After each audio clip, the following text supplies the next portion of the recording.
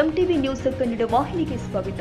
ಕಳೆದ 30 ವರ್ಷದಿಂದ ಕಳಸಾ ಬಂಡೂರಿ ಯೋಜನೆಗೆ ಜಾರಿಯಾಗಬಾರದು ಎಂದು ಹೋರಾಟ ಮಾಡಿಕೊಂಡು ಬಂದಿದ್ದೇವೆ. ಅಕ್ರಮವಾಗಿ ಧಾರವಾಡದ ರೈತರಿಗೆ ಇಲ್ಲಿನ ನೀರು ಸರಬರಾಜು ಆಗ್ತಾ ಇದೆ ಎಂದು ಪರಿಸರ ಪ್ರೇಮಿ ದೀಪಕ್ ದಿವಟಗೆ ಹೇಳಿದ್ದಾರೆ.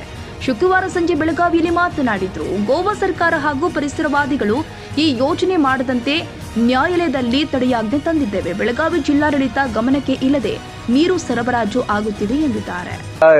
30 ವರ್ಷದಿಂದ ಮಹದಾಯಿ ತಿರುವು ಯೋಜನೆ ಮಲಪ್ರಭಾ ನದಿಗೆ ನೀರು ಸೇರಿಸುವ ಸಲುವಾಗಿ ಅಂತ ಹೇಳಿ ಪ್ರಯತ್ನ ನಡೆದದ. ಅದಕ್ಕೆ ಗೋವಾದವರು ಮತ್ತೆ ಪರಿಸರವಾದಿಗಳು ರಿಪೋರ್ಟ್ ಇದನ್ನ ಸರ್ವೋಚ್ಚ ನ್ಯಾಯಾಲಯದಿಂದ ತಡೆ ತಂದಾರ. ಅದ್ರ ನಂತರ ಅದು ಬೇಡ ಅಂತ ಹೇಳಿ ಕಳಸಾ ಬಾಂಧೂರ ನಾಲ ಹರತಾರ ನಾಲ ನೀರು ತಗೊಳ್ಳೋದಂತ ಯೋಜನೆ ಆಯ್ತು.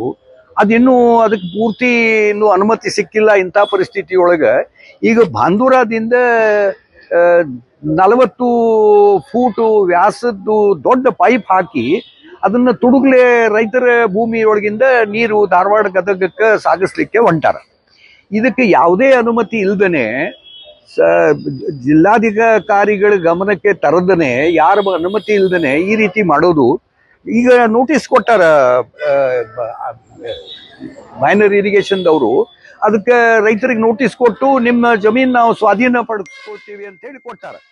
ಇದು ಬಹಳ ವಿಚಿತ್ರ ಪರಿಸ್ಥಿತಿ. ಇದು ಕಾನೂನು ಬಾಹ್ಯ. ಇಂಜಿನಿಯರಿಂಗ್ ಕೇಳಿದ್ರೆ ನನ್ನ ಹೆಸರು ಹೇಳ್ಬೇಡ್ರಿ, ಆದ್ರೆ ಏನಾಗಿದೆ ಅದು ಪರ್ಮಿಷನ್ ಆಮೇಲೆ ಸಿಗ್ತದೆ, ಖರೆ ನಾವು ಪೂರ್ವ ತಯಾರಿ ಮಾಡ್ಕೊಂಡಿರ್ಬೇಕು ಅಂದ್ರೆ ಅನುಕೂಲ.